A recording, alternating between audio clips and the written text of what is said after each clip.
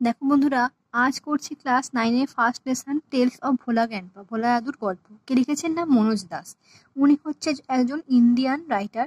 Bilingual মানে কি না, যে মানুষ কিনা একটার বেশি ল্যাঙ্গুয়েজ বলতে পারে বা লিখতে পারে। তো উনি উড়িয়া এবং ইংরেজিতে লেখালেখি করেছেন, আর এই টেক্সটটাও তাই। তো দেখো কি বলেছে।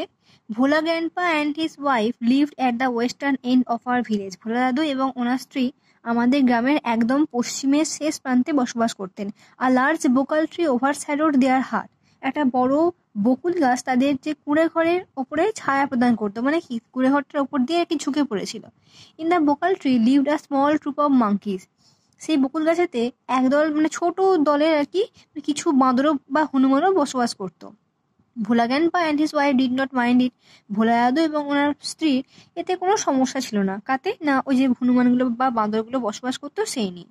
ওয়ান মুনলিট নাইট, একদিন আর কি চন্দ্রালোকিত রাত, we were returning from a festival, আমরা সকলে ফিরছিলাম একটা উৎসব থেকে। The road was long and foggy, রাস্তাটা ছিল কি না দীর্ঘ এবং কুয়াশাচ্ছন্ন। I was riding on the village chowkidar shoulder, আমি সেই গ্রামের চৌকিদারের কাঁধে চড়ে আসছিলাম। Suddenly Bhola grandpa let out a loud wail, হঠাৎই ভোলা দাদু চিৎকার করে উঠলো জোরে, মানে তারস্বরে আর কি। Every one in our party was surprise, আমরা যে কজন ফিরছিলাম সেই দলের মধ্যে সবাই খুব অবাক হয়ে গেলাম। উই হল্টেড, আমরাও ইতস্তত বোধ করলাম। একটা ওয়ার্ডে অনেক মানে হয়, তো এখানে হল্ট মানে বলবে থেমে গেলাম। আমরা সকলে থেমে গেলাম, কেন না ভোলা গ্র্যান্ডপা চিৎকার করে উঠেছিল।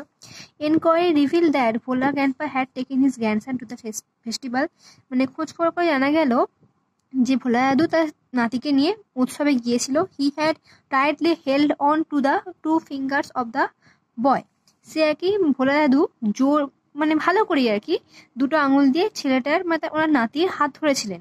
হি did not realize when those finger slipped out, উনি বুঝতে পারেননি কখন ওনার মানে নাতির আর কি হাতটা ছেড়ে যায় ওনার আঙুল থেকে। Bhola grandpa was continuing as before, Bhola দাদু কিন্তু আগের মতোই হাঁটছিল। Then someone asked Bhola grandpa what he was gripping, তখন কেউ একজন ভোলা দাদুকে মানে মনে করে দিল বা জিজ্ঞাসা করলো যে আপনি কি ধরে আছেন, মানে সে কি ধরেছিল। হি remembered his grandson and let out a loud well, তখন তার নাতির কথা মনে পড়ে এবং তিনি চিৎকার করে ওঠেন। My father choose to sharp eyed men from our party to go back with Bhola grandpa to the festival. আমরা যে কজন দলে সকলেই ছিলাম আর কি, যে কজন উৎসব থেকে ফিরছিলাম, তাদের মধ্যে থেকে আমার বাবা দুজন লোককে, যারা খুব মানে ভালোভাবে দেখতে পায়, চোখ যাদের চোখ আর কি তীক্ষ্ণ ভালো, তাদেরকে বেছে নিলেন। The grandson was found before long, অনেকটা সময় অতিবাহিত হওয়ার আগেতেই ওনার নাতিকে পাওয়া গেল। He had taken a cosy shelter under A cows বেলি, সেই নাতি আর কি আশ্রয় নিয়েছিল কোথায়, একটা গরুর পেটের নিচে একটা আরামদায়ক আশ্রয় নিয়েছিল। কোজি হচ্ছে কি না আরামদায়ক, আর শেল্টার মানে হচ্ছে আশ্রয়।